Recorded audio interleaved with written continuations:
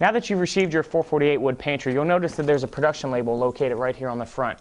Please keep this for your records if you ever need to refer back to the model number or even the production date in case you need to contact our customer service department. Now let's go ahead and open our box and see what we have. Now that we have the 448 wood pantry out of the box, I want to go over some of the components that should be in your kit. First of all, we're going to have your adjustable shelves. You're going to have your bottom shelf assembly. You're going to have your heavy-duty slide assembly. Then you're going to have your floating back plate. You'll have your 2 wood rails, and of course your front and back panels. You're also going to have 3 hardware bags. You're going to have your step-by-step instruction booklet. And last but not least, you will have your template so you can mount your slide assembly in the bottom of your cabinet.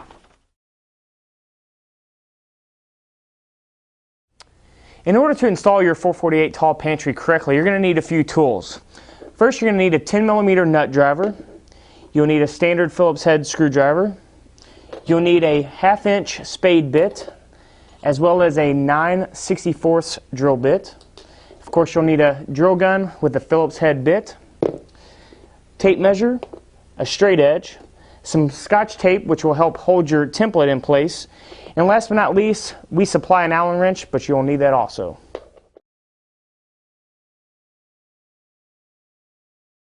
Now we're ready to assemble our 448 pantry.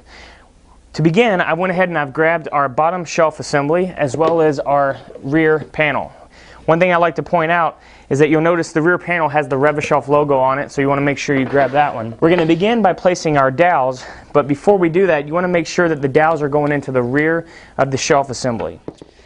And then next, we will take our back panel, and it's easy if you go ahead and put this up on its side, and then the bottom shelf will then press fit into the rear of the frame.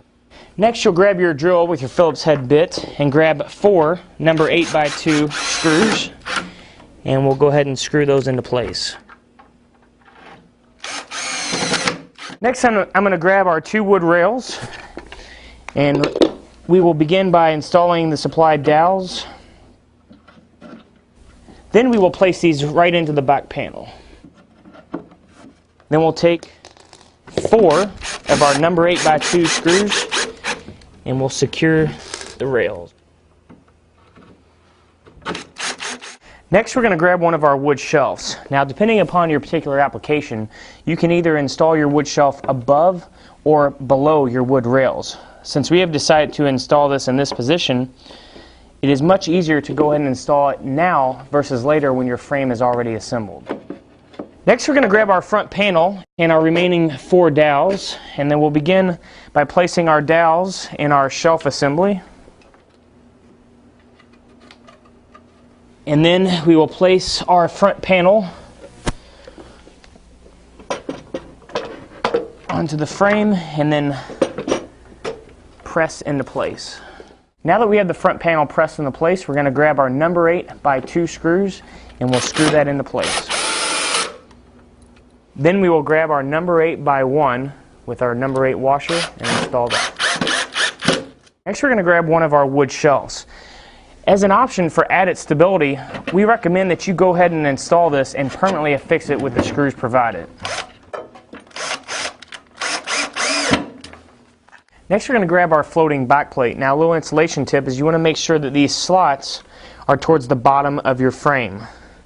So we'll go ahead and we'll put our 1/4 by 20 by 1 inch flathead machine screws in. Go ahead and put our floating plate on. Then we'll go ahead and put our tapered barrel nut on, and then we'll go ahead and tighten. Now we're ready to install our slide assembly. The easiest way to do that is to go ahead and flip your pantry over, and then we'll grab our top mounting plate. Now, to install the slide mounting plate correctly, you need to make sure that it's facing correctly. Now, since we have the front of the cabinet right here, we need to make sure that this hook is facing to the rear. So we'll go ahead and place that. Now you will take 8 number 10x1 deep thread screws, and you'll go ahead and line your mounting plate up with the pre-drilled holes and simply begin by screwing those into place. Now we're ready to install our heavy-duty slide system. We're going to go ahead and take our supplied template that's included in your kit, and we're going to go ahead and lay this into the cabinet. You'll notice that it actually has a line drawn on your template that says front of cabinet.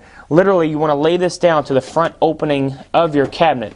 Now this works for both frameless and face frame applications. Now if you are installing this into an inset door application, you'll need to compensate for the thickness of your door and push that template back just a little bit. Now we'll go ahead and tape this into place, and we'll go ahead and begin to drill our pilot holes. Now that we've pre-drilled our pilot holes, let's go ahead and remove our template. And you're going to go ahead and you're going to grab 2 of your snap toggles, and we'll go ahead and insert these into the 1/2-inch holes that we have drilled in the back. And then you will gently move down your snap plug and simply bend the plastic posts back and forth until they snap off. Now that our pilot holes and our snap toggles are in place, we're ready to install our heavy-duty slide. Now, for most face frame applications, you want to make sure that the slide feet are pulled all the way to the back of the face frame. Then you're going to take your 2 supplied 1/4 by 20 by 2-inch machine screws, and you will install this into the rear, then followed by your 2 supplied number 10 by 1-inch screws. Before we install our 448 pantry into our cabinet, you're going to need to install your rub bushings. Now you need to refer to your instruction manual to determine the exact height and location of your rub bushings, as well as the exact thickness you'll need to use. Now that we have our rub bushings in place, we're now ready to begin placing our 448 on top of our slide. We'll go ahead and move our slide out of the cabinet, and we'll pick up our 448, and we will set that down, and we'll push that into the cabinet to engage it. Now it's engaged. Now we can pull it all the way back out. Next, we're going to grab our supplied Allen wrench and our 2 black set screws. Now you'll notice on either side of the pantry there are 2 access holes. That's where you will insert those and tighten into place. These set screws are also micro adjusters that will allow you to center the slide either left or right, depending on how you tighten or loosen them. Our next step is that we're going to go ahead and push our pantry back into the cabinet. The first thing you'll notice is that our pantry cabinet is not lined up with our face frame. It's actually tilting into the cabinet. So what we need to do is we need to remove our pantry, and we need to install these 2 adjustment screws into the rear of the cabinet. Now when you tighten these down, this will actually bring the pantry forward, which will then align it up with your face frame.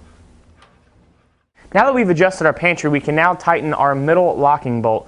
What this does, this will actually draw the pantry and the slide together, so there's no chance of the pantry actually coming off the slide. Now that our 448 is securely attached to our slide, we're now ready to begin adjusting our floating back plate. You begin by loosening these 2 screws 1/4 of a turn. This will allow you to gently slide your floating back plate up so it is 1/4 of an inch below the top of your cabinet. Next, you will tighten your 2 screws that will hold your floating backplate in place. Then you will take your supplied number 8 by 1-inch deep thread screws and insert those into the pre-drilled holes. Then you will finish by placing your 2 screw cover stickers. Now that our wood pantry is fully installed, we're ready to begin by attaching our cabinet door. Before we do so, you'll need to remove your pantry from the cabinet. By using your 10mm nut driver, you'll need to go ahead and loosen your door brackets. Now once these are loosened, you can adjust these out, and then you will take these measurements and apply that to your cabinet door. Then you will securely attach the door to your unit. Now that our cabinet door is securely attached to our wood pantry, one of the things I'd like to point out is our patented adjustable door mounting brackets. These brackets will allow you to shift your door either left or right, depending on how you need to adjust it. Next, you will take your supplied Allen wrench and you will go ahead and insert it into the plastic sleeve alongside with your instruction sheet that says Consumer Guide. These 2 components are very important if anyone ever needs to uninstall the pantry in the future. Now that our installation is complete, we're going to grab our remaining adjustable shelves. Now, depending upon your application and your needs, will determine how many shelves you want to use in your unit.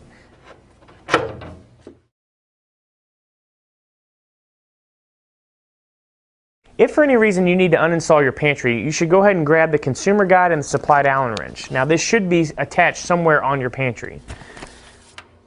First, we'll begin by removing our 2 cover stickers so we can access the screws Then we'll go below here and loosen this by 1/4 of a turn. Then we will take our drill and remove these screws. Once your screws have been removed, you can start to slide down your back panel. Now we're going to move down to the bottom of the pantry. We're going to use our supplied Allen wrench to reach up under, and we're going to pop out our cover caps. Now that our cover caps have been removed, we'll take our Allen wrench and we'll access our set screws through the access holes, and we'll go ahead and completely loosen and remove those.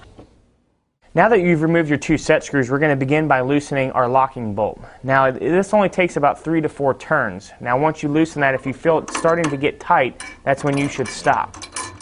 Now that your center locking bolt is loosened, you can now move to the rear of the pantry where you begin to remove the tilt and adjustment screws. Now to successfully remove the pantry from the slide system, you'll need to actually go underneath and disengage the slide. Now that our slide is disengaged, we can just simply lift up and remove our pantry.